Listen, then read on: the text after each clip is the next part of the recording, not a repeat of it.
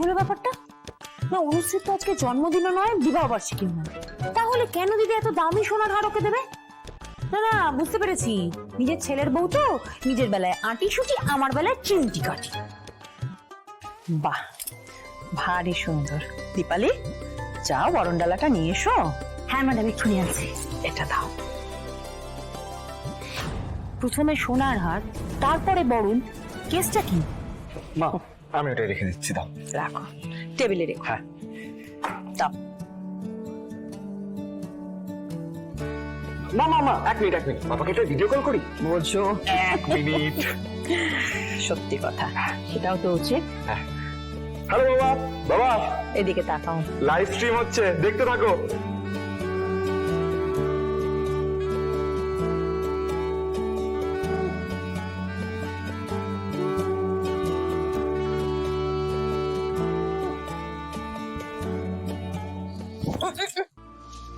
প্রণাম করতে হবে না।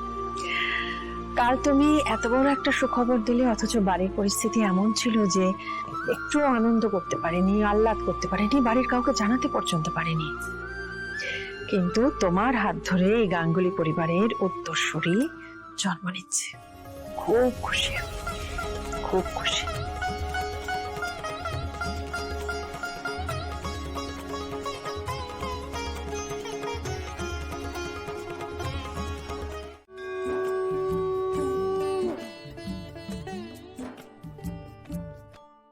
এই সেই মন্দির যেখানে আমি প্রথম বুঝেছিলাম যে আমি আর আপনি এক সুতোয় বাঁধা।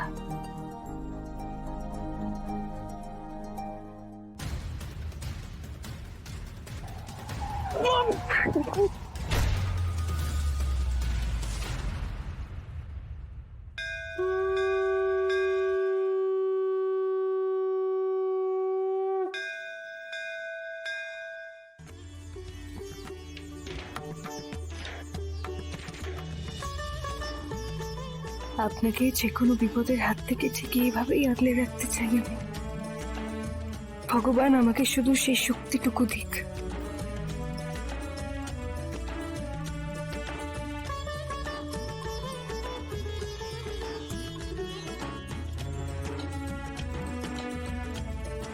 এই মন্দিরই আমাকে বুঝিয়েছে আপনার আর আমার সম্পর্কের গভীরতা, বুঝিয়েছে আমার সদবার চিহ্ন আপনাকে মৃত্যুর মুখ থেকেও ফিরিয়ে আনতে পারে।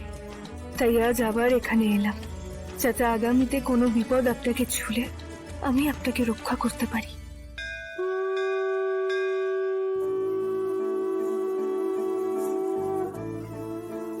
আমি কখনো স্বপ্নেও ভাবিনি আমার কপালে এত আনন্দ, এত সুখ লেখা আছে। তুমি আমার কোনো অভাব রাখোনি, আমার ভালোবাসার মানুষটাকেও আমার করেছো তুমি। তুমি আমাকে সাহস দাও যেন আমি আমার আর কুসুমের সম্পর্কের কথা আমার মাকে বলতে পারি, আর মা যেন আমাদের সম্পর্কটা হাসি মুখে মেনে নেয়। আমাকে সাহস দাও। গতকাল আমার হাত দিয়ে যে ভুল হয়েছে তার জন্য আমাকে ক্ষমা করে দাও ঠাকুর। ছোট সাহেবের কোনো বিপদ তুমি হতে দিও না। আমার জন্য যেন এমন কিচ্ছু না হয় যাতে দেবীমা কোনো আঘাত পায়।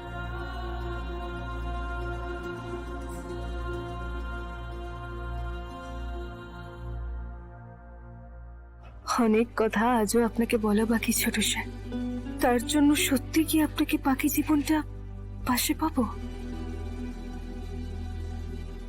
কি কি চাইলে? সেটা তো বলা যাবে না, তাহলে আমার ইচ্ছে পূরণ হবে না।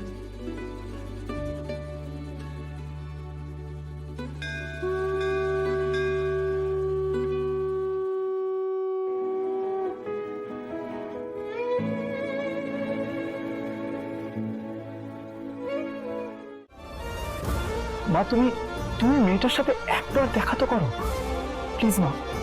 কেন রে? দিদি যাকে পছন্দ করে না তার সঙ্গে দেখা করতে যাবে কেন? হ্যাঁ, আমি বলি কি দিদি?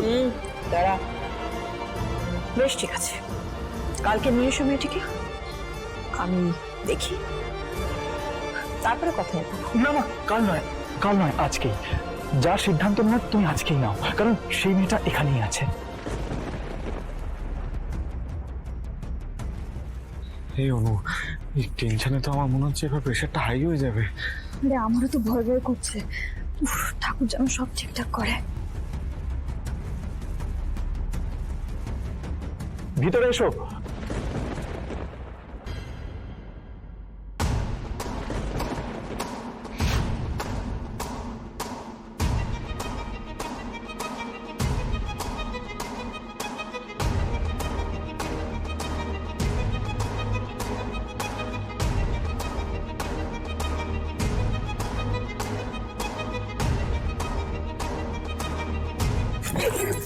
কি হলো?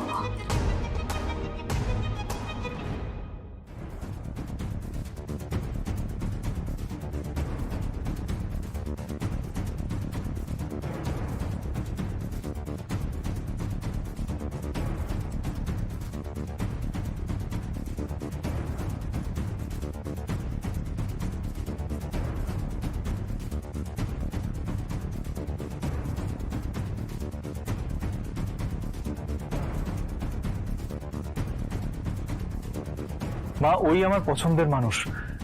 তুমি একবার ভালো করে দেখো, যদি তুমি ওকে স্বীকার করতে পারো।